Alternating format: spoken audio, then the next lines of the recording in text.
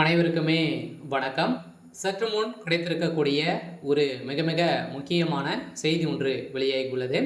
சற்று முன் எம்பி கனிமொழி திடீர் ராஜினாமா, திமுகவில் வெடித்த பூகம்பம், இது மாதிரி பார்த்தீங்கன்னா செய்திகள் வெளியாயிருக்கு.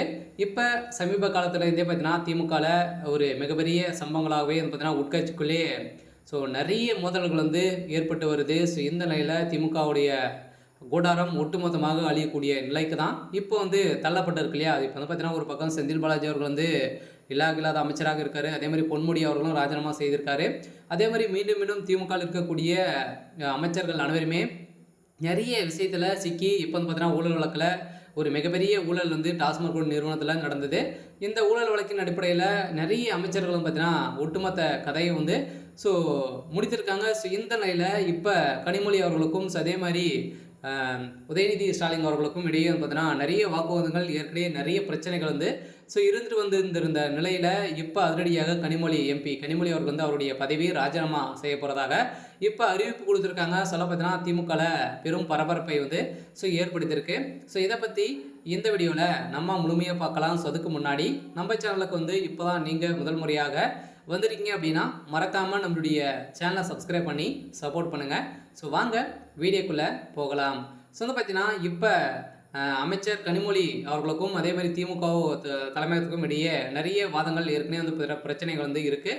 இருந்தாலுமே இப்போ அமைச்சர் கனிமொழி அவர்கள் பார்த்தீங்கன்னா பாஜகவோட லிங்கில் இருக்காங்க அப்படின்ற மாதிரி உதயநிதி ஸ்டாலின் அவர்கள் குற்றச்சாட்டி இவங்களுக்கு எந்த ஒரு அதிகாரமுமே வழங்கலை. திமுகவுடைய தலைமை பார்த்தீங்கன்னா வழங்காமல் இருக்காங்க. இருந்தாலுமே எம்பியாக தான் இருந்தால் தவிர பார்த்தீங்கன்னா எந்த ஒரு நிதியும் இவங்ககிட்ட கொடுக்கறதில்ல அப்படின்ற மாதிரி குற்றச்சாட்டுகள் பார்த்தீங்கன்னா எம்பி கனிமொழி வைத்திருந்த நிலையில் இந்த நிலையில் தான் இரு திமுகவுடைய தலைமையகத்துக்கும் கனிமொழி அவர்களுக்கும் இடையே உட்கட்சிக்குள்ளே இப்போ மோதல்கள் ஏற்பட்டிருக்கு.